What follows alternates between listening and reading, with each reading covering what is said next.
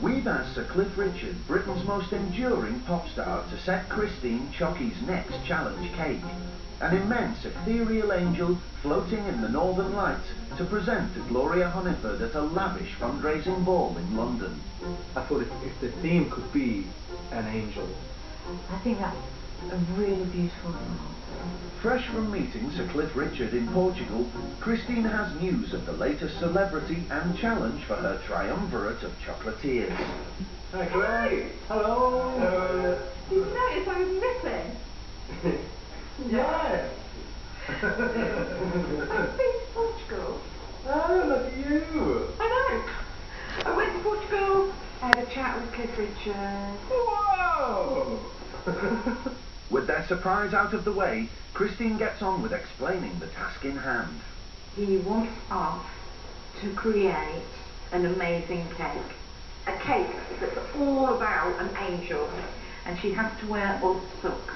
And the people organising the event are going to a huge amount of trouble to create a very atmospheric room based on Northern Lights. I like angels, so... Yeah.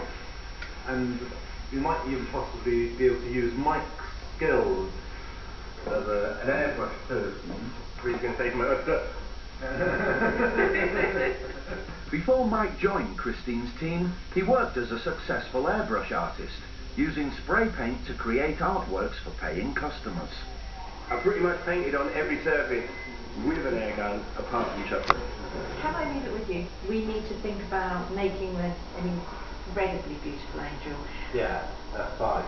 Thanks, guys. Bye. With only 3.5 days until the event, Dave knows that the form of the angel is the key to success. Just a feather's breadth from the studio on Hove Seafront is one of the city's most famous landmarks, the Peace Angel.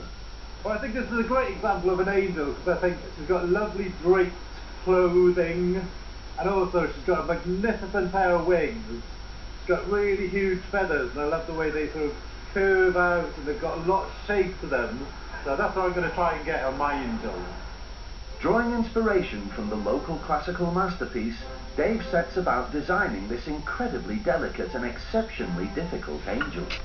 Well, I'd really like to do a Baroque sculpture that you would find possibly on the Vatican ceiling or something like that. No jokiness this time. Christine knows that mimicking the elegance and grace of the classical masters will be no mean feat for Dave. Obviously, this is the one that you've also felt is the start of the right structure. Yeah. Huge amount of detail that you've indicated on here. Yeah. Are you going to be able to pull it off? Well, I can draw it, so I don't know if that means I can make it 3D, but I'll give it a go. It will be astonishing if you manage to pull that off, and I can't wait, actually. I'm very, I know. very excited.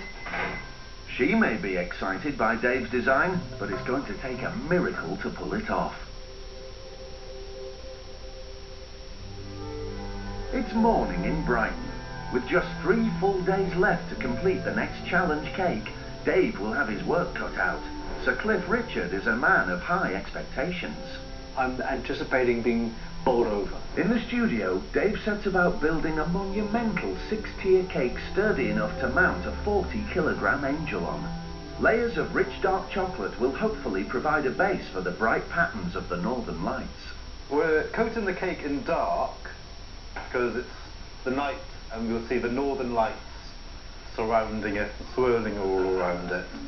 The aurora borealis is a celestial natural wonder seen in the night skies of the far north and will cover this mammoth 6-tier cake. Nice and stable.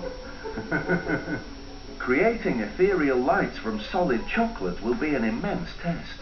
I'm trying to make sort of like curtain folds. I had a look at the pictures and they didn't look like how they did in my mind, so I'm just going to do them as they are in my mind. Dave is praying that his plan will work. If it doesn't all work out well, we'll blame God. Oh yeah, because like if we put our faith in God, it completely absolves us of all responsibility. Exactly, well, God didn't want the cake to work out. With 10 kilograms of white chocolate delicately folded across a dark chocolate base, the cake is finally ready for some colour. All done. And now I'm going to pass it over to Mike.